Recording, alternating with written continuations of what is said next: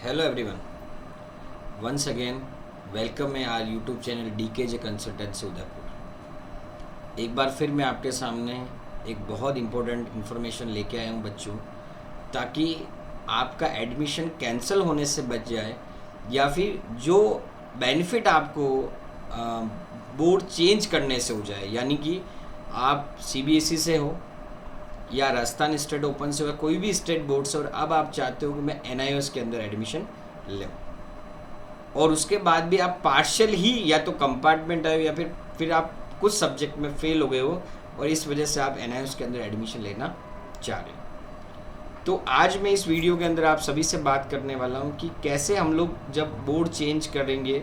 तो किन किन सब्जेक्ट के अंदर बेनिफिट मिल सकता है, कैसे बेनिफिट मिलेगा और उसके लिए आपको करना क्या होगा। मैं इस पूरी वीडियो में इसी पे चर्चा करने वाला हूँ। तो बच्चों, मैं इस वीडियो को स्टार्ट करूँ उससे पहले आप सभी से रिक्वेस्ट करता हूँ कि आपका प्यार जो बना हुआ है वैसे ही बना रहे, और अभी तक अगर आप मेरी वीडियो को फर्स्ट टाइम देख रहे हो, न्यू हैं, तो आप मेरे चैनल को सब्सक्राइब करें, बेल आइकन दबाएं, और सबसे अगर मेरी वीडियो अच्छी लगे तो मैक्सिमम लोगों को आप शेयर भी करें, ताकि जो आपको बेनिफिट मिला है वो आपके फ्रेंड सर्कल को भी मिल सके। तो चलिए हम लोग शुरू करते हैं, और मैं बात करने वाला हूँ कि अगर बच्चों आपने NIOS के अंदर एडमिशन्स लिया है और वो भी ऑन डिमांड के अंदर लिया है, या फिर पब्लिक एग्ज़ाम्स जो हैं अक्टूबर नवंबर या मार्च अप्रैल में लिया है, और उसके अंदर भी आप TOC लेना चाह रहे हैं। TOC का मतलब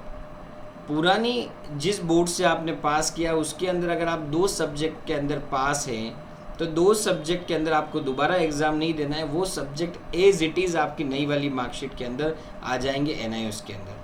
और रिमेनिंग जिन सब्जेक्ट में आप फेल हुए हो 3, 4, 5 उनके आपको दोबारा एग्ज़ाम देने, और ओवरऑल आपको 5 सब्जेक्ट के अंदर पास होना होता है।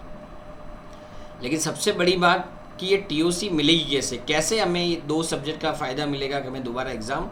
नहीं देना है। तो बच्चों, यहाँ पर सबसे पहली चीज़ जो आपको ध्यान में रखनी, जब आप ऑनलाइन फॉर्म भर लेते हो तो वहाँ पर आपको जो भी आपकी मार्कशीट है कंपार्ट वाली, फेल वाली,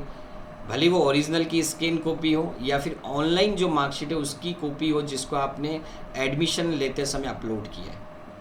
तो वो अपलोड करने के बाद 2-3 दिन के बाद जब आपके इनरोलमेंट नंबर जो हैं वो अगर जनरेट हो जाते हैं, तो इनरोलमेंट नंबर जनरेट होते ही आपकी जो कंपार्ट या फेल की जो ओरिजिनल मार्कशीट है वो आपको बोर्ड के अंदर भेजनी पड़ती है। अब यह कन्फ्यूज़न ये है कि कहाँ भेजें और कौन सी मार्कशीट हम लोग भेजें। जब आपको TOC की बात आती है तो कंपार्टमेंट के पहले वाली जो मार्कशीट है वो आपको भेजनी होती है, जहाँ पर ओवरऑल सब्जेक्ट लिखे हुए होते हैं। अगर आपने ऑन डिमांड में एग्ज़ाम दिया है तो आपको वो जो मार्कशीट है ओरिजिनल वो आपको नोएडा हेड ऑफिस के वहाँ पर भेजनी पड़ती है, जिसका आप जो एड्रेस है वो नोएडा का एड्रेस है, UP का, जो आपको वेबसाइट पे जो है ऑनलाइन आपको अवेलेबल हो जाएगा। और फिर भी अगर आपको एड्रेस भी चाहिए तो आप हमें कॉल कर सकते हैं या मेरे सेंटर पे आके विज़िट कर सकते हैं उदयपुर में, DKJ कंसल्टेंसी, और मेरा नंबर है 9928582662।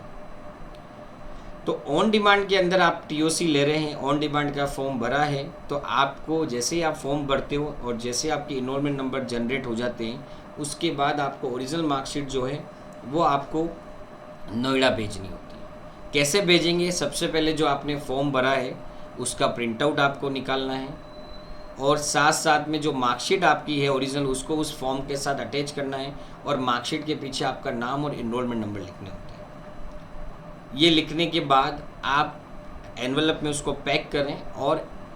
गवर्नमेंट का जो डाक विभाग है, जो पोस्ट ऑफिस है, वहाँ पर या तो रजिस्टर्ड ID के थ्रू या स्पीड पोस्ट के थ्रू आप पोस्ट करें नोएडा, अगर आपने ऑन डिमांड का फॉर्म भरा है। लेकिन अगर आपने पब्लिक एग्ज़ाम का फॉर्म भरा है अक्टूबर नवंबर या फिर मार्च अप्रैल का, तो वहाँ पर आपको क्या करना है, वही सेम फॉर्म जो आपने भरा है जिससे इनरोलमेंट नंबर जनरेट हुए उसकी एक प्रिंट आउट आप निकाल लें,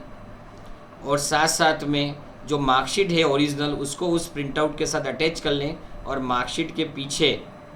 जो आपका नाम और इनरोलमेंट नंबर आपको वहाँ पर लिखना होता है, ताकि कहीं मार्कशीट वहाँ पर इधर उधर हो जाए तो भी आपका पता चल जाए आप मार्कशीट क्यों भेजी है और क्या पर्पज़ है। लेकिन जो पब्लिक एग्ज़ाम की मार्कशीट है वो आपको जो सबमिट करानी होती है वो आपके रीजनल सेंटर पर करानी होती है। हर स्टेट के अंदर NIOS बोर्ड का रीजनल सेंटर होता है,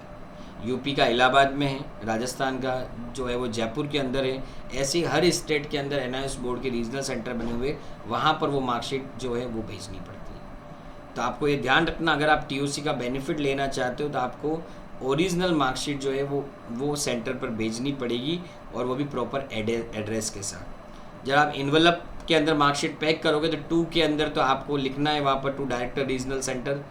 करके जो एड्रेस है रीजनल सेंटर का वो लिखना है। और अगर आप नोएडा भेजो तो to director head office Noida वो लिख लेना, और नीचे फ्रॉम के अंदर लिफाफे के फ्रंट में ऊपर 2 में जहाँ भेजना है वहाँ का एड्रेस लिखना है, और नीचे कॉर्नर के अंदर आपको फ्रॉम करके आपका नाम,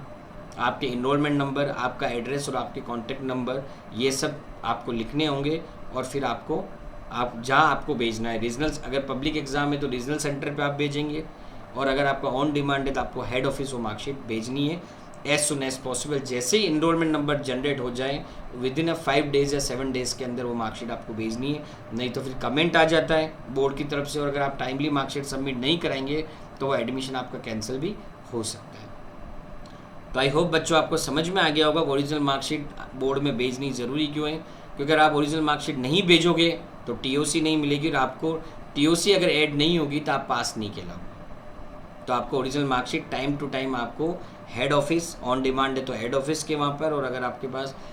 पब्लिक एग्जाम से तो रीजनल सेंटर पर आपको marksheet as soon as possible original आपको भेजनी है। ओरिजिनल की